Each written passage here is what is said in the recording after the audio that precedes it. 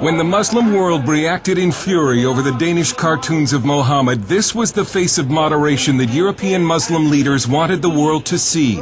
The mainstream Muslims living in this country want to show that we can express our protest in a very legitimate, in a very civil, in a very courteous way.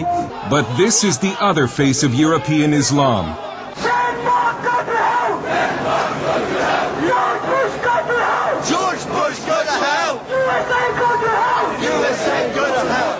This is footage of the demonstration outside the Danish embassy in London, provided to CBN News by the NIFA Foundation, an anti-terrorism group.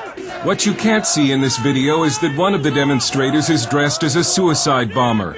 Even moderate British Muslims were outraged that no one was arrested, even though British law forbids incitement to murder. But it follows a pattern of extraordinary and some would say dangerous tolerance of Muslim radicals. UK, you are paid! UK, you are paid! Bin Laden on his way! Bin Laden on his way! These protests threatening bloodshed occurred in 2004, 1 year before London's 7/7 subway and bus bombings. Now Tony Blair has been warned. Pull your troops out of Afghanistan.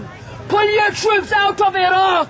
And if you do not pull your troops out, you will get bloodshed on the streets of London. Again, no one was arrested, and moderate Muslims tried to keep the media from publicizing what for them has become a public relations nightmare. Yeah, that's disgusting. I mean, it doesn't serve any purpose. These guys don't represent me. They probably don't represent most Muslims in this country, and they do a disservice not only to, living here in the UK, but they do a major disservice to Muslims. They may not represent the views of most British Muslims, but polls do suggest the Muslim middle is radicalizing. A recent survey shows that 40% of British Muslims want Islamic Sharia law in the United Kingdom. Sharia imposes punishments like amputations and stonings. And in a separate poll, nearly 1/3 of Muslims agreed with the statement that Western society is decadent and immoral, and that Muslims should seek to bring it to an end. Critics say that European political correctness and multiculturalism, which were supposed to embrace Muslim radicals and somehow westernize them, have seriously backfired.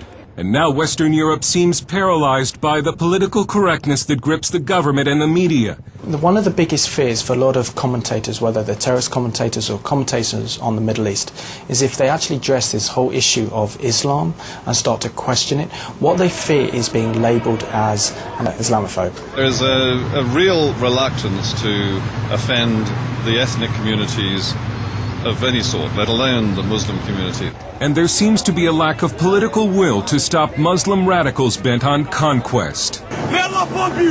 May Osama bin Laden bomb you! May Osama bin Laden bomb you! So we can invade their country and take their wives and war booty! Allahu Akbar! The Dutch parliament has tried to strike a blow against radical Islam by voting to ban the burqa and veils. But that exposes unveiled women to being raped by Muslim men as punishment. There is reported to be a growing rape epidemic of unveiled women in Europe. In London, Shadow Homeland Security Director Patrick Mercer of the Conservative Party says Britain remains in denial and thinks it is protected by what he calls pointless legislation. But you have to ask yourself, what is a piece of paper going to do to an Islamist fundamentalist, or any other form of fundamentalist terrorist for that matter, and its suicide bombers?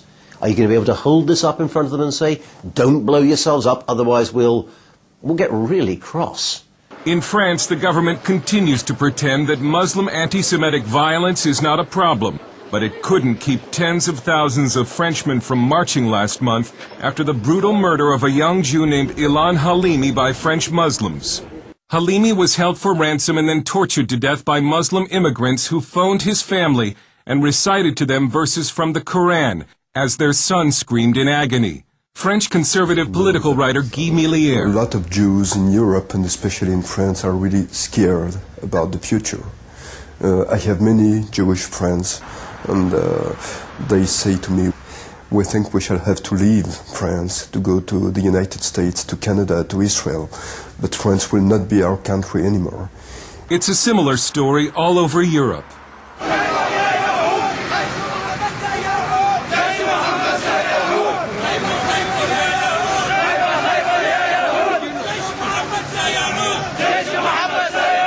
And in the wake of the cartoon protest, a worldwide group of intellectuals recently signed a declaration that states, "After having overcome fascism, Nazism, and Stalinism, the world now faces a new global threat, Islamism.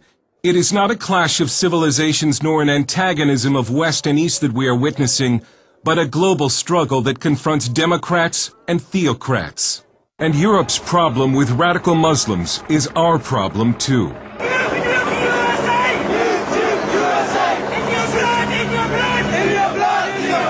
Political correctness has been the fertilizer that has helped Muslim radicalism grow in Britain. Political correctness intimidates the media and law enforcement. But Europe may be forced to choose between political correctness and the survival of its civilization. Dale Hurd, CBN News, London.